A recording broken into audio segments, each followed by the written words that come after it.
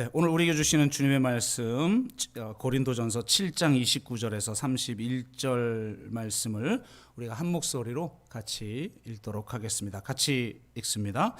형제들아, 내가 이 말을 하노니 그 때가 단축하여진 고로 이후부터 안에 있는 자들은 없는 자같이 하며 우는 자들은 울지 않는 자같이 하며 기쁜 자들은 기쁘지 않는 자같이 하며 매매하는 자들은 없는 자같이 하며 세상 물건을 쓰는 자들은 다 쓰지 못하는 자같이 하라. 이 세상의 외형은 지나감이니라. 아멘. 네,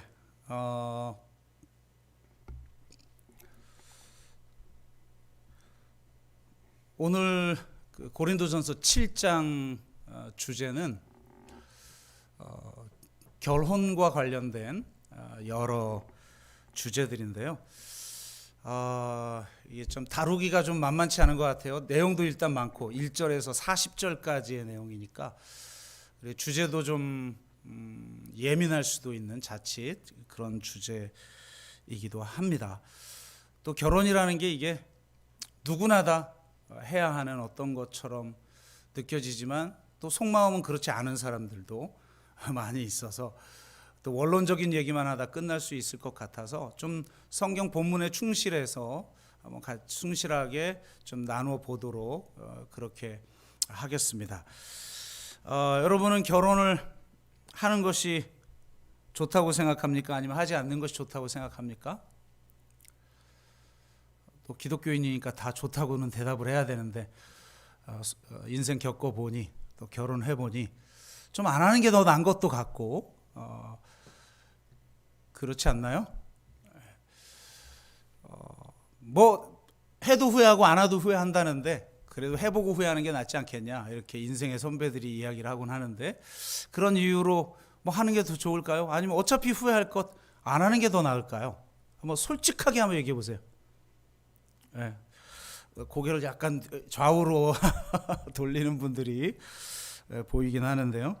그럼 일단 결혼을 했어요. 결혼을 하였다면 어떤 경우든 끝까지 그 관계를 유지해야 할까요? 아니면 관계 유지가 힘들 때는 이혼하는 것이 더 나을까요?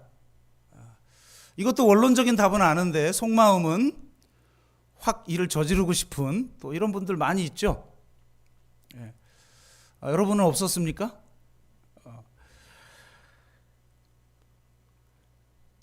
혹은 결혼을 하지 않았거나 이혼 혹은 사별을 통해 홀로 되었을 경우 결혼을 하거나 혹은 재혼을 하는 것이 좋을까요? 아니면 그대로 사는 게 좋을까요? 전통 기독교는 이에 대한 분명한 답을 가지고 있죠. 그런데 우리가 알고 있는 이런 답이 맞을까? 그리고 성경은 정말 그렇게 말하고 있을까? 이런 의구심이 들 때가 있죠. 뭐라고 분명하게 답하기 어려운 또 전통적인 입장하고는 너무나 달라져 버린 세상의 그 가치관 때문에 우리가 어떻게 해석해야 할지 어떻게 받아들여야 할지 굉장히 모호한 그런 부분이 많이 있는 것 같습니다. 과연 이런 문제들에 대해서 사도 바울은 뭐라고 말을 할까? 그것을 오늘 좀 나눠 보도록 하는데요. 지금까지 살펴본 것처럼 1장에서 6장의 내용은 고린도 교회에 발생한 문제들에 대한 소식을 듣고 사도 바울이 강한 질책으로 권면하는 내용이지만 7장에서 10장까지는 고린도 교회에서 사도 바울에게 제기하는 여러 문제들에 대해서 답변하는 형식으로 기록되어 있습니다. 5장 9절을 보면 사도 바울이 고린도전서라는 편지를 쓰기 전에 이미 고린도 교회에 편지를 했다는 걸 알 수가 있어요. 그러니까 아마도 그 편지를 받고 고린도 교회에서 사도 바울에게 여러 신앙의 문제들에 대한 질문을 했던 것 같아요. 그래서 그 질문에 대해 답변하는 형식으로 너희가 이렇게 지금 나한테 묻는데 내가 이렇게 답변한다. 이런 형식으로 7장에서 10장까지의 내용을 채우고 있습니다. 그리고 특징이 7장에 10장까지의 내용을 보면 바울은 6장에서 지난주 우리가 나눴던 것처럼 이 아디아포라라고 하는 관점으로 이 문제를 접근하는 것을 알 수가 있습니다. 뿐만 아니라 7장은 이 결혼에 대한 여러 문제를 다루면서 이 종말론적 관점을 견지하는 모습도 보여주고 있다는 거예요. 이게 무슨 말이냐면 이 아디아포라라고 하는 그 관점과 종말론적 관점, 겉으로 보기엔 너무나 서로 상반된 것 같아요. 이것도 좋고 저것도 좋아 라고 말하는 것과, 우리가 종말론이라는 것은 정말 주님이 지금 재림하였을 때 우리는 어떻게 살 것인가, 이런 좀 그렇다 보면 굉장히 예리하고 좀 극단적인 어떤 답을 가져야만 되는 그런 것 같잖아요. 그런데 놀랍게도 사도 바울은 이 아디아포라의 관점과 이 종말론적 관점이 상호 연관이 있다는 것을 우리에게 보여주고 있고, 그런 관점을 통해서 이 결혼에 대한 문제뿐만 아니라 우리가 삶의 전반을 어떻게 살아가야 하는지에 대해서도 오늘 이 7장에서 우리에게 제시하고 있다는 겁니다. 그래서 우리가 이 바울의 말씀을 통해 바울의 입장이 도대체 무엇인지를 다시 한번 확인하고, 가정뿐 아니라 일상생활을 어떻게 살아가야 하는지를 다시 한번 좀 정립해 보는 시간이 되기를 주의 이름으로 축복합니다. 자, 만만치 않은 주제를 다뤄야 되니까 한번 정신 딱 붙잡고 집중해서 같이 말씀을 나눠봅시다. 이 결혼에 대한 문제를 나누기 전에 성경에 대전제가 있다. 성경은 금욕주의를 말하지 않는다. 그리고 결혼에 대해서 부정적이지도 않다. 이걸 먼저 전제해야 될 것 같아요. 성경에 의하면 결혼은 창조 질서에 해당하죠. 예수님도 창세기를 인용하면서 결혼 생활에 대해서 말씀하셔요. 또한 성경은 성생활에 대해서도 매우 긍정적으로 묘사하고 있습니다. 여러분 특별히 아가서를 읽어보세요. 너무 에로틱한 내용으로 이루어져 있죠. 바울 또한 매우 적극적인 입장을 피력합니다. 3절 4절 말씀은 이렇게 기록되어 있어요. 남편은 그 아내에 대한 의무를 다하고 아내도 그 남편에게 그렇게 할지라. 아내는 자기 몸을 주장하지 못하고 오직 그 남편이 하며, 남편도 그와 같이 자기 몸을 주장하지 못하고 오직 그 아내가 하나니. 이렇게 말해요. 그러니까 사도 바울은 매우 적극적으로 성생활을 할 것을 이야기하면서 놀랍게도 상대방 중심으로 하라고 말을 합니다. 이건 굉장히 당시로선 혁신적인 주장이에요. 왜냐하면 2000년 전 예수님이 살았을 당시는 이 성생활이라고 하는 것은 자녀를 낳는 의무로만 여겨졌고, 성을 여성은 제공하고 남성은 즐기는 것으로 이해를 했단 말이에요. 참 이런 시대가 있었어요. 물론 지금도 그런 게 남아 있어서 이 세상을 좀 많이 바꿔야 되는데, 놀랍게도 바울은 이런 세상에서 2000년 전에, 뭐 20년 전도 아니에요. 2000년 전에 남성도 자기 몸을 자기 것이라고 말할 수 없고 주장할 수 없다. 여성이 남성을 주관한다. 마찬가지라는 거예요. 서로 쌍방이 다 그렇다는 거예요. 이게 굉장히 놀라운 이야기이죠. 심지어는 부부 강간이다 뭐 이런 말까지 하면서 성관계를 갖기 위해서는 서로 합의서를 쓰고 해야 된다라고 지금 페미니즘 쪽에서 이 주장하고 있는 이런 시대에 우리가 이런 바울의 이 말은 굉장히 파격적인 이야기라고 할 수가 있겠어요. 여하튼 남녀 모두가 서로가 서로에게 권리가 있다고 인정하고 상대의 권리를 인정하라는 이런 이야기를 2000년 전에 파격적으로 하고 있다는 겁니다. 그렇다고 바울이 결혼에 대해서 적극적인 입장을 가진 건 아니라는 거예요. 한국 교회의 가장 중요한 특징이 가정사역인데, 놀랍게도 바울은 가정에 대해서 그렇게 적극적인 주장을 하지 않아요. 매우 제한적인 입장을 천명합니다. 자, 2절 보세요.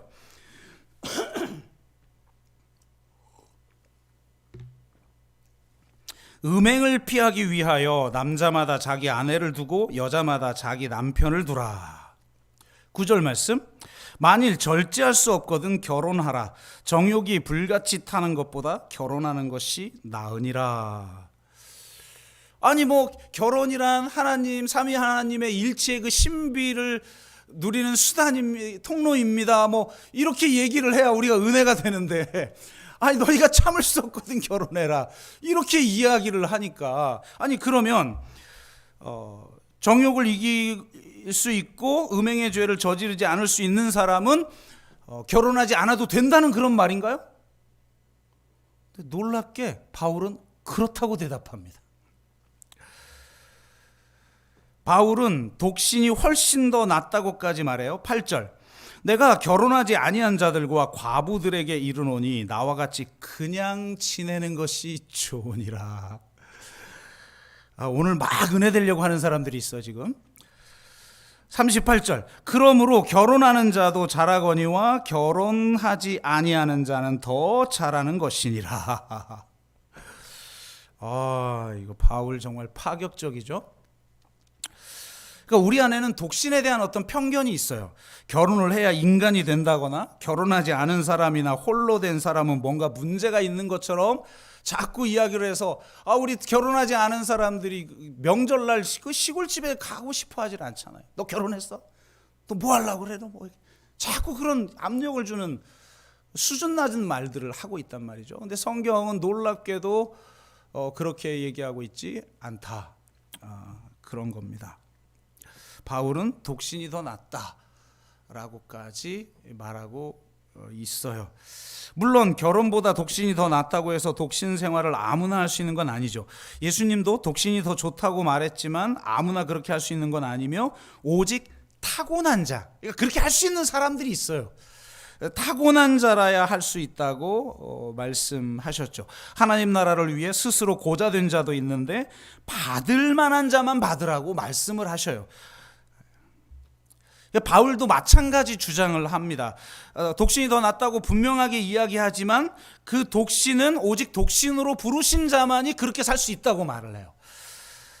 그는 이를 가장 기본적인 원칙을 들어서 설명을 하고 있는데요.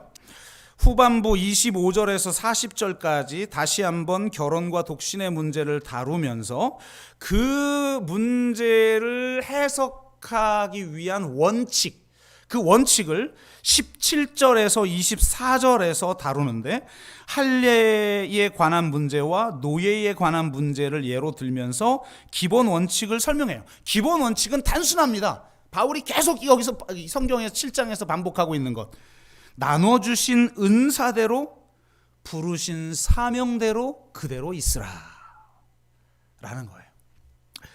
자, 할례자로서 부르심을 받은 자는 무할례자가 될 필요 없고 무할례자로 부르심을 받은 자는 할례를 받을 필요가 없다. 할례 받는 것도 아무것도 아니요 할례 받지 아니하는 것도 아무것도 아니다. 엄청난 이야기를 하고 있는 거예요.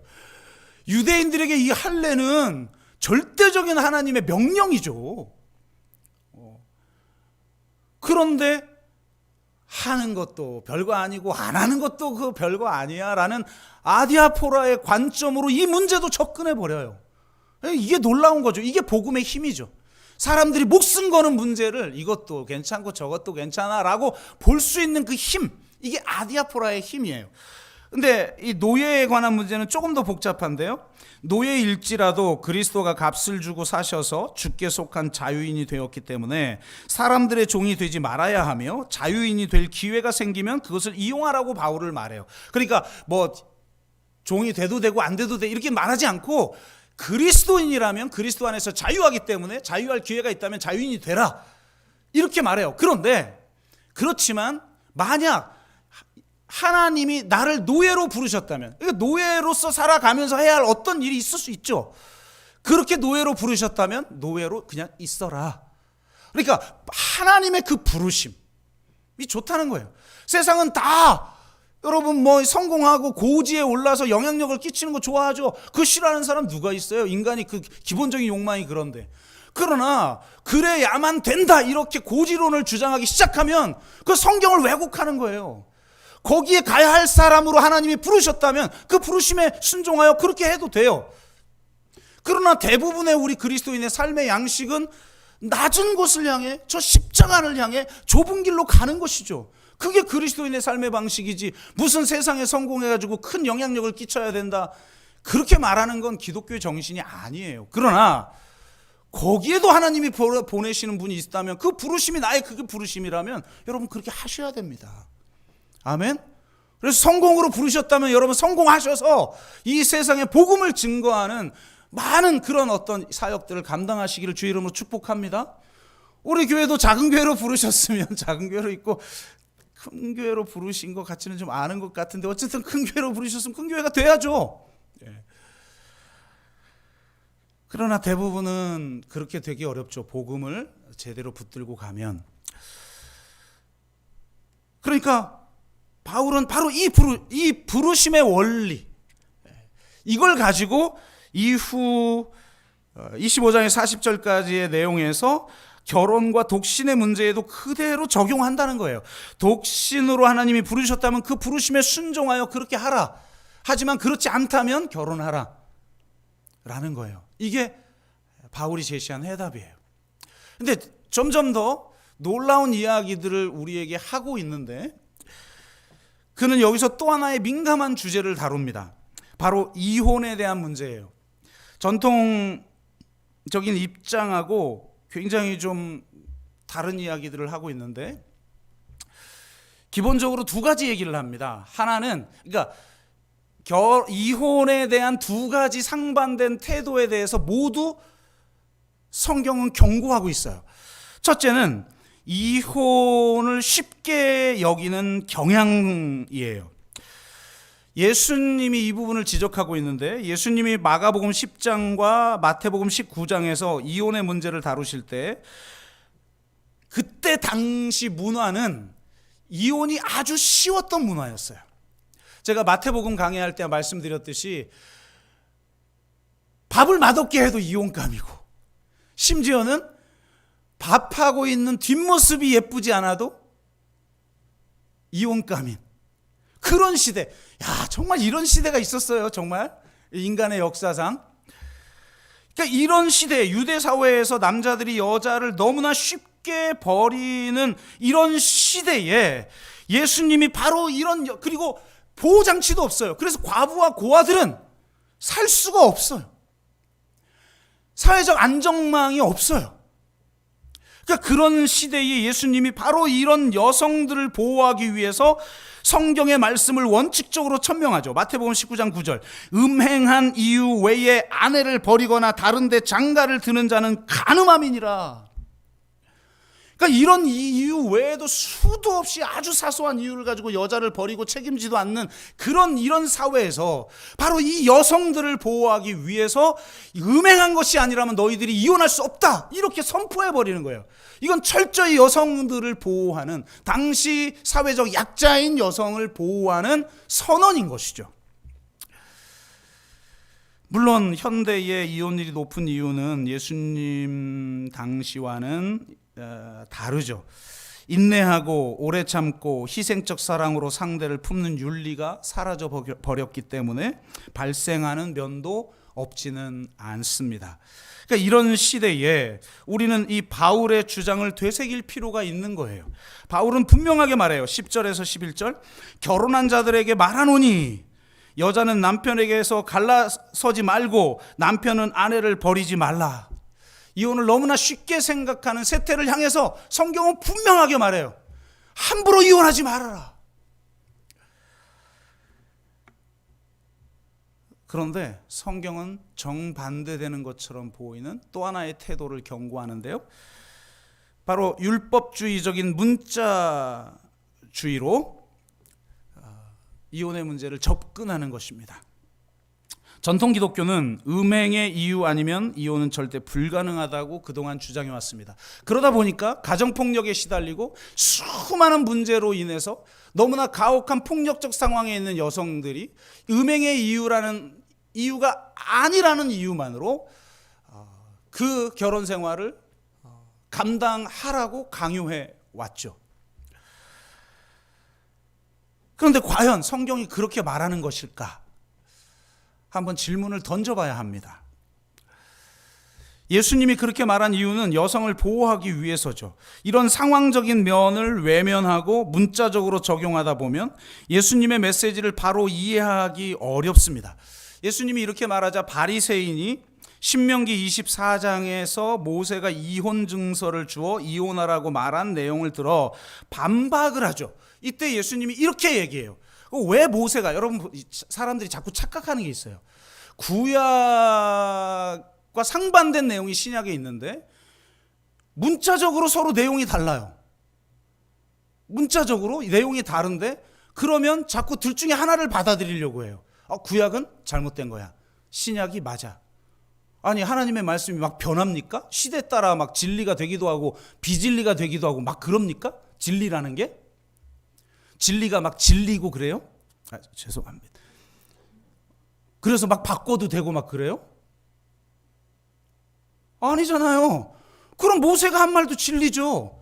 그러면 예수님이 더 상반된 이야기를 하는 것 같은데 둘 다 진리면 뭔가 공통된 게 있을 거 아닙니까? 그래서 예수님이 뭐라고 답변했죠? 모세가 신명기 24장에서 그 이혼 증서를 쓰고 이혼을 가능하게 한 이유는 너희가 완악하기 때문이야 라고 답변을 해요. 너희 마음이 완악하여 이게 또 무슨 뜻이냐? 두 가지로 해석할 수 있는데, 너희가 완악하여서 결혼 서약은 멋있게 하지만 그 서약을 지킬 수도 없기 때문에 어쩔 수 없이 이혼을 허락한 거야. 이런 의미일 수도 있고, 후자가 맥락상 좀 더 정확한 해석이라고 할 수 있는데 이런 의미입니다. 너희 마음이 완악하여서 누군가에게 피해를 끼칠 수 있으므로, 그러니까 하나님의 말씀조차도 피해를 끼치는 것으로 적용할 수도 있으므로 그것으로부터 보호하기 위해 어쩔 수 없이 허락한 거야. 이렇게 답변한 거죠, 예수님이. 그러니까 이게 무슨 말이에요? 그러니까 모세가 주장한 것과 지금 내가 주장한 것, 모세는 이혼해도 된다, 이혼 증서를 쓰고 이혼해라 라고 했고, 예수님은 음행한 거 말고는 이혼이 안 된다라고 완전히 다른 내용, 문자적으로는 다른 내용을 말했는데, 예수님이 지금 이렇게 답변한 게 무슨 말이에요? 야, 문자적으로는 내가 모세와 다른 이야기를 하고 있지만 지금 모세의 의도와 모세가 말한 말의 의미를 내가 다시 천명하고 있는 거야 라는 것이죠. 예수님은 모세처럼 피해를 당하는 약자를 보호하기 위해 이 주장을 한 것입니다. 이처럼 예수님은 하나님의 사랑과 말씀의 본질을 실현하기 위해 모세의 말을 문자 그대로 해석하지 않고 새롭게, 심지어는 반대되는 것처럼 보이는 해석을 했다는 거예요. 이게 예수님의 파격이죠. 이론이 죽을 수밖에 없었던 거죠. 유대인들에 의해서 죽을 수밖에 없는 거예요. 절대적으로, 문자적으로 하나님의 진리라고 했던 것을 예수님이 다 하나하나 다 해체시켜 버리니까 이 위험하다. 죽여버린 거 아닙니까? 그렇다면 우리도 예수님의 말씀을 문자적으로 해석할 게 아니라 예수님이 말씀하신 그 의도와 그 의미와 그 사랑의 성경의 말씀의 그 본질, 그것을 가지고 우리가 그동안 이해했던 대로가 아닌 새로운 해석으로 예수님의 말씀을 받아들여야만 그것이 예수님의 의도에 더 맞지 않느냐라는 말이에요. 놀랍게도 바울이 이미 신약에서 이렇게 하고 있다는 겁니다. 자, 15절을 보세요. 혹 믿지 아니하는 자가 갈리거든 갈리게 하라. 형제나 자매나 이런 일에 구애될 것이 없느니라. 이 무슨 말이냐면, 너희들이 신앙적인 문제 때문에 지금 갈등하냐? 그러니까 예를 들어 설명을 하죠. 믿지 않는 자와 한 명은 믿는 자인데 한 명은 믿지 않는 자인 경우를 예를 들면서 지금 설명을 하고 있어요. 신앙적인 문제 때문에 도저히 안 맞아? 그래서 이혼하기를 원해? 그럼 해라. 그럼 여러분 잘 보세요. 이게 지금 얼마나 엄청난 말인지를 한번 보세요. 예수님은 음행한 거 외에는 이혼하면 안 돼라고 분명히 말했는데 지금 그 말에 합치가 되는 거예요, 아니에요? 지금 예수님의 말씀을 지금 어긴 거 아니에요? 음행한 사유도 아닌데 신앙의 문제 때문에 이혼하려고 하거든 이혼하게 해라라는 거예요.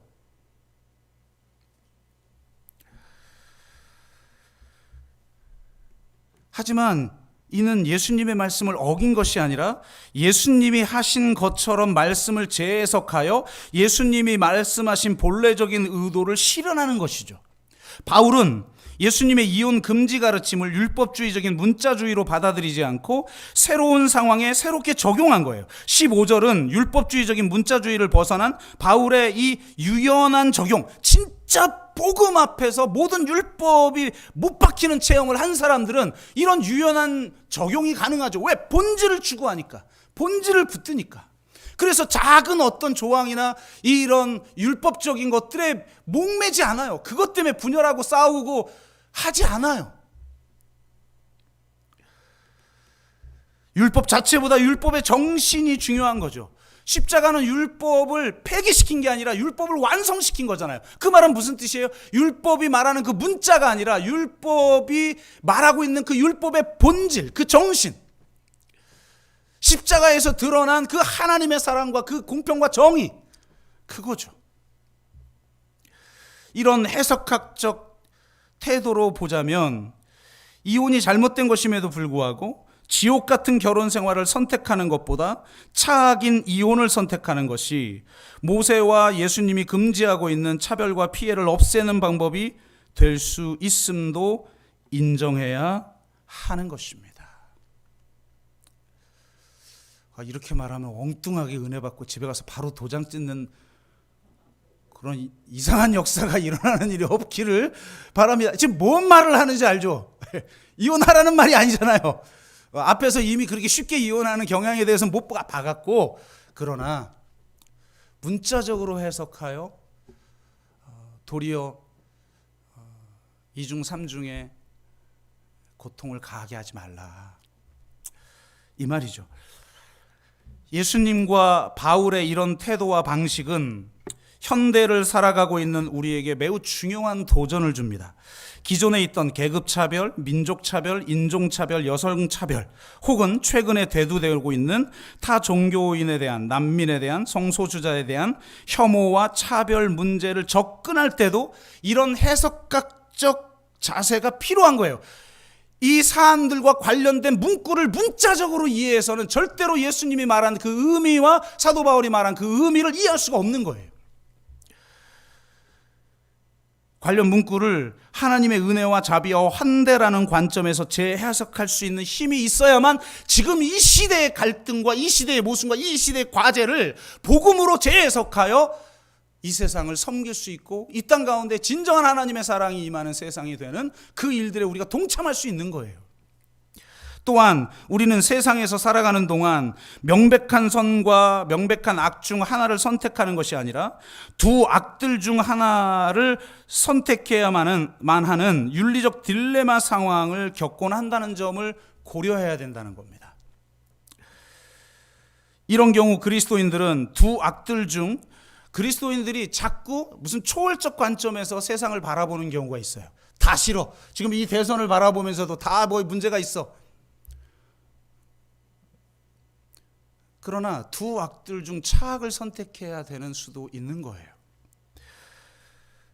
바로 그 점을 고려할 수 있는 마인드가 필요한 거죠. 이혼이 잘못된 것임에도 불구하고 지옥 같은 결혼 생활을 선택하는 것보다 차악인 이혼을 선택할 수도 있는 것처럼 이런 융통성 있고 관용적이며 창의적인 해석들을 통해서 정말 내가 하나님의 그 본질에는 타협하지 않으면서 동시에 그 본질을 구체적인 삶의 현상 속에서 이 시대의 과제를 끌어안고 선교적 삶을 살아가야 한다라는 거예요. 그러지 않는 한 전통 기독교처럼 문자적으로 해석해서 세상의 약자들과 소수자들을 막 혐오하고 배제하고 공격하고 이런 수준의 기독교는 희망이 없는 거예요. 오늘 바울이 이 이혼의 문제에 대해서 접근하는, 그러니까 바울은 바로 예수님의 방식을 본받은 거예요. 예수님의 방식을 본받아 예수님의 말씀을 재해석해 내는 힘을 가졌던 거죠. 이런 힘을 가져야만 우리가 세상에서 복음을 바로 증거할 수 있는 줄로 믿습니다. 시간상 제가 마지막 주제를 결론과 바로 연결해야 될 것 같은데요. 바울의 관점이 특이한 것은 이 아디아포라라는 관점을 제시할 뿐만 아니라 이 아디아포라는 사실 당대 바울이 살았던 당대의 그 스토아 철학에서 사용하는 용어거든요. 그런데 놀랍게도 사도 바울은 이 아디아포라라고 하는 관점에 뭐를 연결하냐면 종말론적 관점을 연결한다는 거예요. 이게 정말 십자가를 경험하고 부활하신 예수님을 인격적으로 만난 사도 바울만 할 수 있는 이야기인 거예요. 자, 한번 봅시다.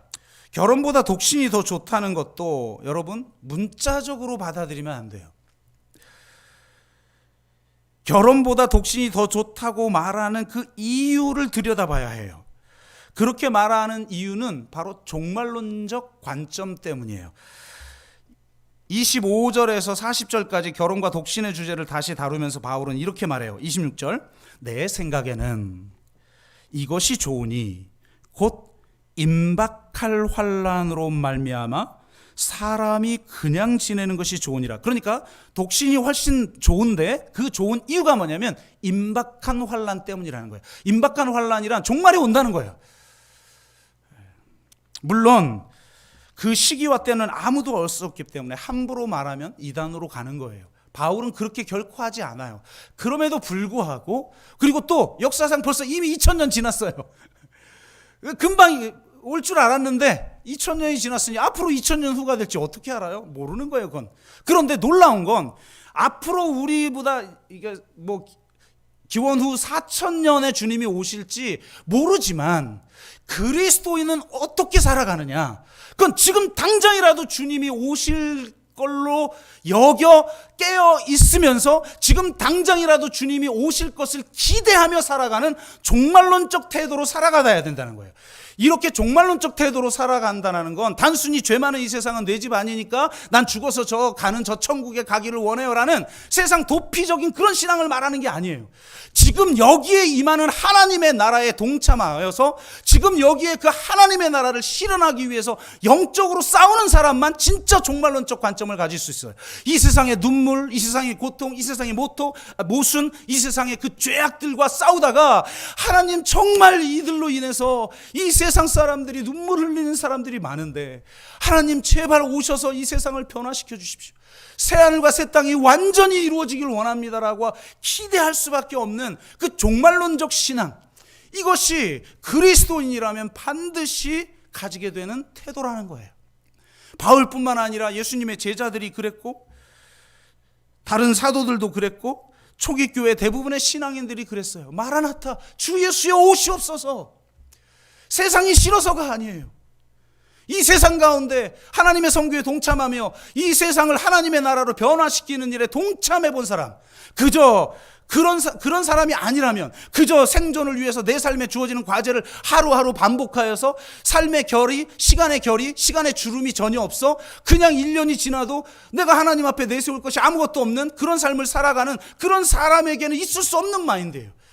정말 지금 여기 하나님의 나라가 당장 임하기를 원하는 마음으로 일터에서 가정에서 이 사회 한가운데서 선교적 사명을 감당하는 사람만이 주 예수여 오시옵소서라는 종말론적 태도를 가지게 된다는 겁니다. 이런 종말론적 관점에서 보면 28절에서 말한 것처럼 결혼하는 자에게는 육신의 고난이 있어요. 환난의 때에는 제 몸 하나 간수하기도 어려운데 가족이 있다면 더 큰 고난을 경험하게 된다는 단순한 이유를 말하고 있는 게 아니에요. 가정을 이루게 되면 추가되는 유혹이라는 게 존재하는데 이 환난의 때에는 이 유혹을 이기기가 너무 어렵다는 겁니다. 이게 뭐냐? 32절에서 35절까지 바울은 분명하게 이야기해요. 결혼하지 않는 자는 주의 일을 염려하여 어찌하여야 주를 기쁘게 할까 하며 몸과 영을 다 거룩하게 하려 하되. 여러분, 결혼하지 않은 사람들 그러고 계신가요? 하되 결혼한 자는, 여기 이제 남자 여자를 따로 다루면서 하지만 반복된 거니까 이렇게 묶읍시다. 결혼한 자는 세상 일을 염려하여. 여러분, 결혼하면 신경 쓸 게 많죠. 솔직히 직장 때려치고 싶은데 애들 때문에 못 때려치고 비굴하게 직장 다니는 분들 많죠. 와, 하나님이 주신 나의 비전이고 내 사명이어서 나를 매일 기쁘게, 매 순간 기쁘게 직장에 다니고 일터에 다녀요. 손 들어보세요. 한 명 손 들었어요. 네.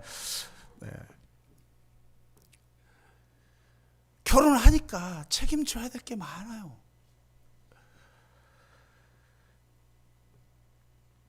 그래서 심지어 세상 일을 염려하며 어찌하여 배우자를 기쁘게 할까?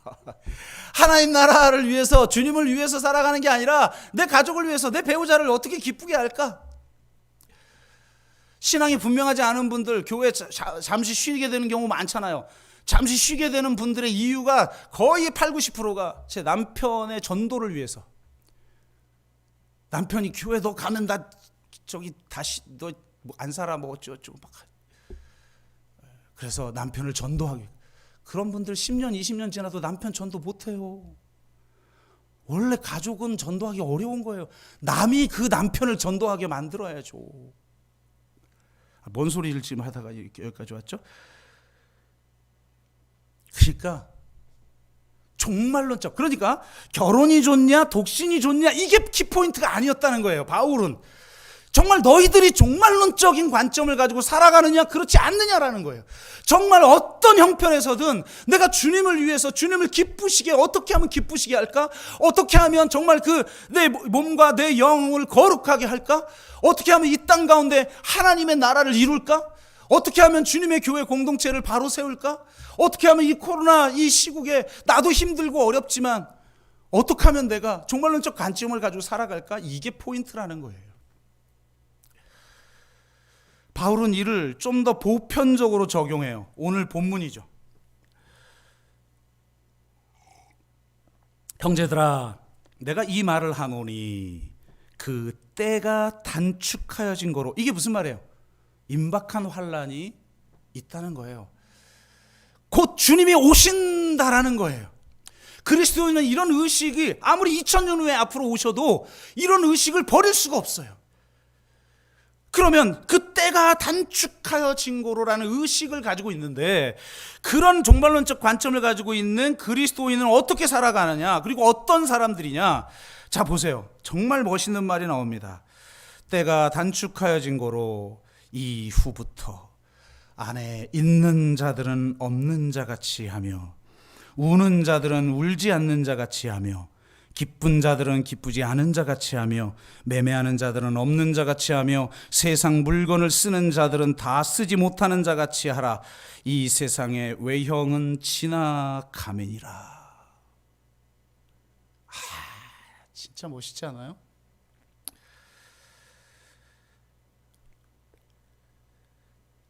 종말론적 태도를 가지게 되면 마치 아닌 자처럼, 마치 없는 자처럼, 마치 못하는 자처럼 살아가게 된다는 거예요. 그렇게 살아간다는 건 결국 이 말에는 이 세상 것에 집착하지 않게 된다는 메시지가 담겨 있지만 보다 본질적인 의미가 담겨 있어요. 바로 그리스도인의 그 정체성과 관련된 메시지를 바울은 하고 있는 거예요.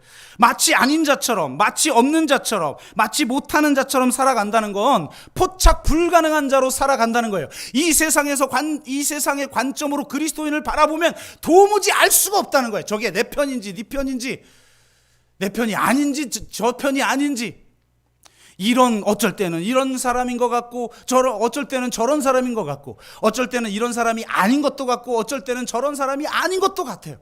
정체불명이에요. 베드로가 말한 것처럼 거류민과 나그네로서 살아가는 삶의 모습이죠. 이 세상 가운데 있으나, 세상을 떠나지 않아요. 그리스도인들은 세상 한가운데 있으나 세상에 속하지 않은 자, 이 세상과 타협하고 이 세상과 동일시되지 않는 삶을 살아가는, 이 세상의 시각으로는 그리스도인이 도대체 인식 불가능하여 포착 불가능한 자가 되는 삶. 그것이 바로 그리스도인의 정체성이라는 거예요. 이를 더 극명하게 묘사한 대목이 고린도후서 6장 8절에서 10절이죠.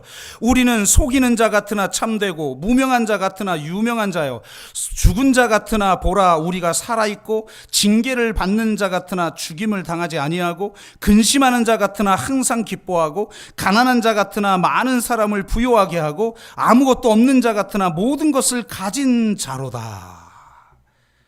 와, 도저히 누군지 모르겠다는 거예요.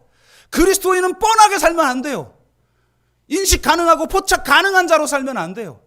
왜? 우리 안에는 십자가가 있으니까. 예수님의 존재 자체가 포착 불가능하고 인식 불가능해요. 아니, 하나님이면 하나님이고 인간이면 인간이지, 하나님이면서 인간은 도대체 뭐냔 말이에요.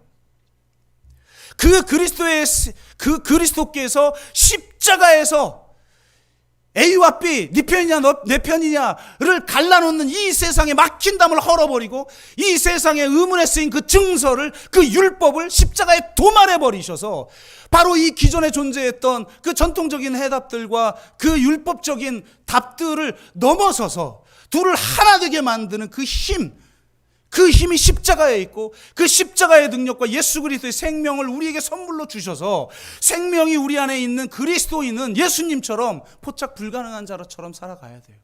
어쩔 때 보니까 좌파 같고, 어쩔 때 보니까 극보수 같고, 어쩔 때 보니까 나이가 든 것 같고, 어쩔 때 보니까 젊은 이 같고.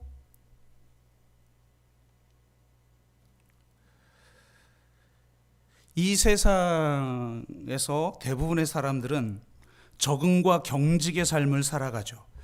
성경의 표현대로 말하자면 대부분 그냥 넓은 길로 가요. 이 세상의 힘에 짓눌려서 세상에 속해버리는 삶을 살아가죠. 반대로 방황과 일탈의 삶을 살아가는 사람들이 있어요. 방황과 일탈은 불법을 행하거나 세상으로부터 도피하는 것을 통해 나타나죠. 적응과 경직의 삶이 동일시의 삶이라면 방황과 일탈은 반동일시의 삶이에요. 여러분, 동일시의 삶도 문제죠. 세상에 그냥 동일화되어 버려서 세상 사람과 다를 바가 하나도 없는 사람처럼 살아가는 삶도 문제지만, 반동일시로는 세상을 바꿀 수가 없어요. 오히려 동일시의 삶을 정당화해주는 역할로 전락하고 말아요. 야, 쟤들 봐, 저 꼴이 저 모양이야. 그러니까 너는 이 세상 시민으로 살아야지, 세상에 적응하면서 살아야지 라는 말들을 정당화시켜주는 구실에 불과할 때가 너무나 많은 거죠. 그러나 그리스도인들은 그렇게 살아가지 않습니다. 그리스도인은 탈주와 횡단의 삶을 살아갑니다. 앞서 말한 것처럼 베드로가 말한 거류민과 나그네로 살아가요. 하늘나라 시민으로 살아가요. 하늘나라 스파이로 살아가요. 내가 스파임을 드러내는 스파이, 내가 하나님이 보내신 대사관이라는 것을 드러내는 혁명가. 그러니까 정체를 알 수가 없는 거죠. 이런 것 같기도 하고 저런 것 같기도 하고. 포착 불가능한 자로, 세상에 있으나 세상에 속하지 않은 자로 살아가는 삶을 말하는 겁니다. 탈주는 도망이나 도피가 아니라 새로운 창조예요. 세상으로부터 탈주하는 것이 아니라 세상을 탈죽해 버립니다. 탈주는 기존의 것을 변용하여 새로운 차이를 만들어내는 것이에요.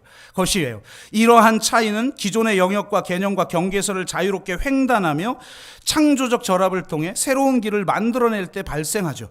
방황과 일탈의 삶이 반동일시의 삶이라면 탈주와 횡단의 삶은 비동일시의 삶이에요. 그리스도인은 이 세상에 비동일시의 삶을 살아갈 수밖에 없어요.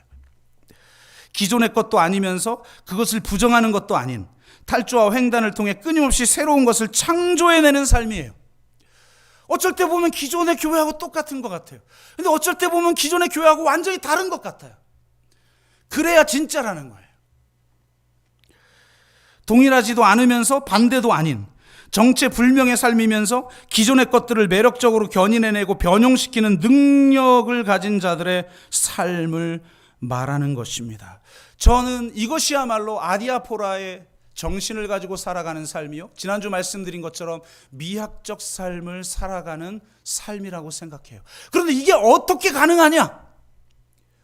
예수 그리스도의 그 십자가와 부활, 믿고 그리스도와 함께 죽고 그리스도와 함께 삶 사람, 그렇기에 주님의 다시 오심을 주 예수여 오시옵소서 마라나타라고 고백하며 종말론적 삶을 살아가는 사람,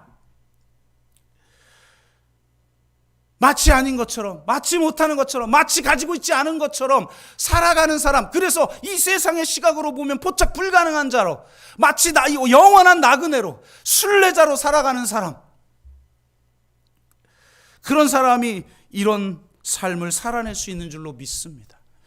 여러분, 우리는 세상에 속한 자이기 때문에, 그리고 세상으로 보냄받은 자이기 때문에 여러분의 가정과 여러분의 일터와 이 세상 삶의 현장 한가운데로 여러분 들어가야 됩니다.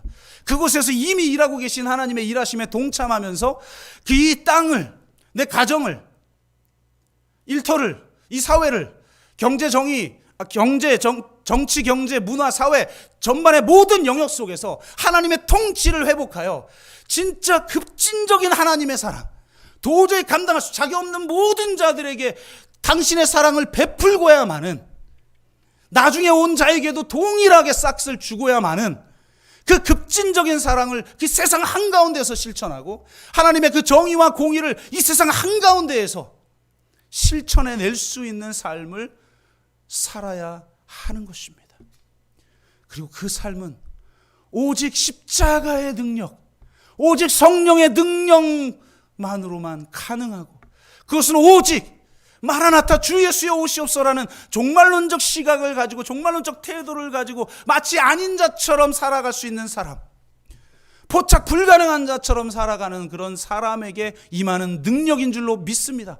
사람의 힘을 의지하지 아니하고 오직 주님이 주시는 그 능력으로 정말 교회를 새롭게 하고 버전 3.0을 가지 어떻게 모양을 주실지 모르지만 그걸 기대하고 하나님의 그 비전이 나의 소원이 되고 예수님의 성품이 나의 인격이 되고 정말 성령의 능력이 나의 능력이 되어 하나님의 사명을 우리가 함께 감당하는 더불어서 공동체가 되고, 여러분 한 사람 한 사람을 부르시는 하나님의 부르심에 반응하는 그런 여러분 한 사람 한 사람들이 되시기를 정말 주의 이름으로